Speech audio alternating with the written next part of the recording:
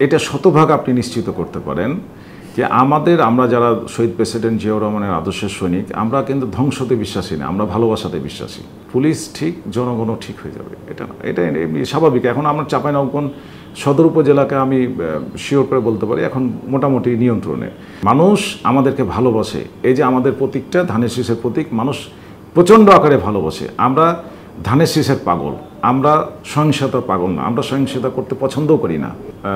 ধন্যবাদ আপনাকে।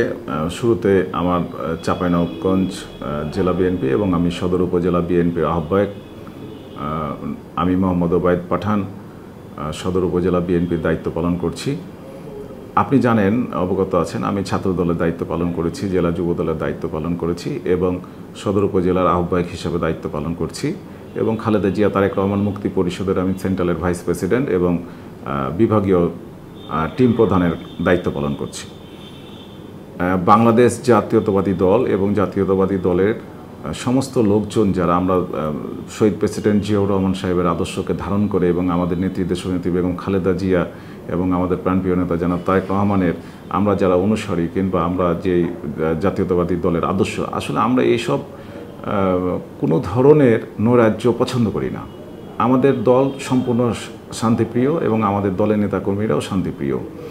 আপনারা দেখেছেন সারা বাংলাদেশে যে সহিংসতা ঘটনা ঘটেছে তার তুলনায় কিন্তু চাঁপাইনবাবগঞ্জে এই ধরনের কোনো কিছু হয়নি। মানুষের ক্ষোভ ছিল, দু একটা ঘটনা ঘটছে, এটা মানুষের বহিঃপ্রকাশ করেছে। তাছাড়া আমরা টোটালি নিয়ন্ত্রণ এখন করে ফেলেছি এবং আমরা আনন্দ র্যালি করেছি এবং পুলিশ প্রশাসন, ডিসি মহোদয় সবকে আমরা আশ্বস্ত করেছি যে আপনারা স্বাভাবিক গতিতে আসেন এবং স্বাভাবিক গতি ফিরিয়ে আনার চেষ্টা করুন এবং আমরা তাদেরকে সর্বদাই সাহায্য সহযোগিতা করছি।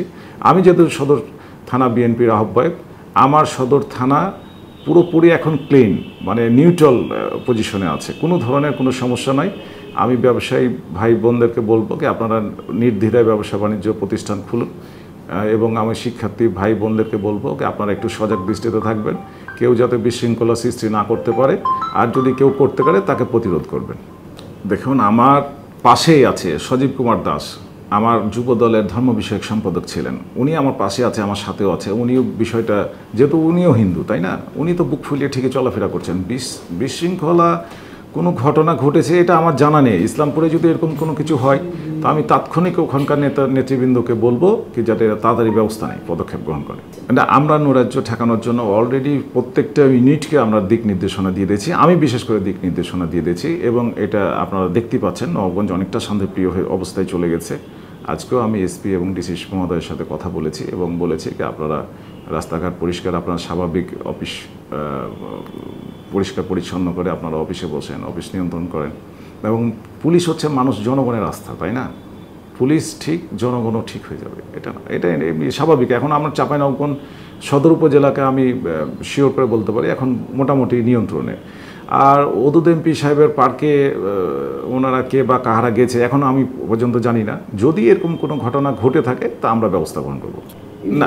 এটা শতভাগ আপনি নিশ্চিত করতে পারেন যে আমরা যারা শহীদ প্রেসিডেন্ট জিয়াউর রহমানের আদর্শের সৈনিক, আমরা কিন্তু ধ্বংসতে বিশ্বাসী না, আমরা ভালোবাসাতে বিশ্বাসী।